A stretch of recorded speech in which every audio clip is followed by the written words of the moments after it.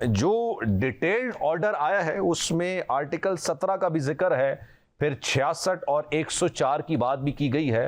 हुकूमत के पास क्या ऑप्शंस हैं इस पर जरा मैं आगे चल के जरा डिटेल में बात करूंगा, लेकिन इस डिटेल्ड ऑर्डर को, जो सुप्रीम कोर्ट का 12 जुलाई का फैसला, उसके डिटेल ऑर्डर को आप किस तरह देखते हैं? अब क्या इसके अंदर आसान अल्फाजों में समझाया जा सके?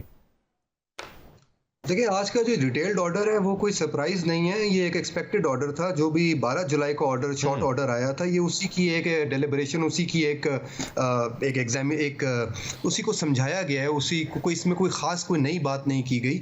लेकिन इससे इंपॉर्टेंट ये है कि जो डिसेंटिंग नोट 2 सुप्रीम कोर्ट के जजेस का 3 अगस्त को आया था, अफसोस ये होता है कि आज की जो लेंथी जो जजमेंट आई उसके अंदर उस डिसेंटिंग नोट में जो important issues of law and questions of law को उठाया कि 2 सुप्रीम कोर्ट के जजेस ने, उनको उनके ऊपर लगा ये कि जिस तरीके से सुप्रीम कोर्ट ऑफ पाकिस्तान ने जवाब नहीं दिया, खामोशी इख्तियार की, तो खामोश रहे। इवन दो अच्छा, आप बात उसी की कर रहे हैं ना जो 2 जज साहिबान ने कहा था कि ये गैर आईनी फैसला है? मैं अगर तस्दीक कर दीजिएगा मेरी।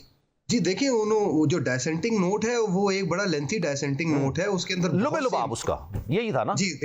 जी उसका ये जी बिल्कुल यही था कि एक जो सुप्रीम, देखिए ये कह देना कि सिर्फ जजेस ने ये कहा था कि वो एक अनकॉन्स्टिट्यूशनल ऑर्डर है, वो शायद बहुत ही एक सिंपल रीडिंग होगी। उसमें बहुत से इंपॉर्टेंट इश्यूज उठाए गए थे। सबसे इंपॉर्टेंट इशू ये कि यूं लगता है जैसे सुप्रीम कोर्ट ऑफ पाकिस्तान ने जो beyond the scope of the appeal जाकर कोई एक नई रेमेडी क्रिएट की है, ऐसे कुछ लोगों के लिए जो ना तो पिटिशनर थे, ना तो रिस्पोंडेंट थे, और ना ही जिसका इशू जो था वो सुप्रीम कोर्ट के सामने था। और ये ना तो इलेक्शन कमीशन के सामने कभी तो ये इशू आया, ना पेशावर हाई कोर्ट के सामने आया, और ना सुप्रीम कोर्ट के सामने था। अगर आप अटॉर्नी जनरल का जवाब उठा के देख लें तो उसके अंदर कहीं ये सवाल नहीं था कि क्या पीटीआई को ये रिजर्व सीट्स मिलेंगी या नहीं। सवाल सिर्फ एक था सुप्रीम कोर्ट के सामने कि जो सुन्नी इत्तेहाद काउंसिल है वो क्या इलेक्शन लड़े बगैर, कोई सीट को जीते बगैर, क्या under the elections act and under the constitution क्या इस तरह की पार्टी को रिजर्व सीटें मिल सकती हैं या नहीं। इसी के ऊपर सलमान अकरम राजा ने भी दलाइल दिए, इसी के ऊपर अटॉर्नी जनरल ऑफ पाकिस्तान ने भी दलाइल दिए। लेकिन जब जजमेंट आई, जब शॉर्ट ऑर्डर आया, तो यूं लगा जैसे बिल्कुल ही एक बरक्स सारे के सारे प्रोसीडिंग से एक नया रिलीफ बना दिया। मैं यहाँ पर आपको इंटरप्ट इसलिए करना चाहूंगा क्योंकि मैं चाह रहा हूं कि ताकि आवाम की याद ना, आप रोजाना की बुनियाद पर खबरें आती हैं। ये सवाल पूछा भी गया था ना कि आप लोग यहाँ पर सुन्नी इत्तेहाद काउंसिल की मखसूस नशिस्तों के लिए आए हैं या पाकिस्तान तहरीक इंसाफ की मखसूस नशिस्तों के लिए आए हैं, और फिर ये जवाब दिया गया कि नहीं जनाब, हम सुन्नी इत्तेहाद काउंसिल की नशिस्तों के लिए आए हैं। इसीलिए शायद आज जो गवर्नमेंट में मुस्लिम लीग नून है, पाकिस्तान पीपल्स पार्टी है, वो ये बात कहती है कि उनको वो भी दे दिया गया जो उन्होंने मांगा नहीं था, इसीलिए कहा जाता है।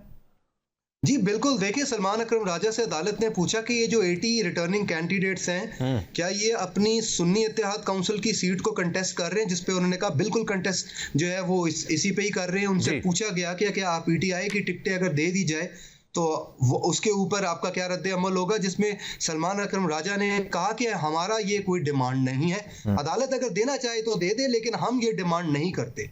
तो देखिए, एक रिलीफ जो पिटिशनर ने मांगा ही नहीं, जिसका उस केस के साथ कोई रिलेशनशिप ही नहीं था, जिसके ऊपर हुकूमत का दलाइल ही नहीं आया, जिसके ऊपर अपॉर्चुनिटी ऑफ हियरिंग दी ही नहीं गई, जिसके ऊपर सुप्रीम कोर्ट ने डेलिब्रेट ही नहीं किया, आपने एक रिलीफ क्रिएट कर दिया इस तरह का।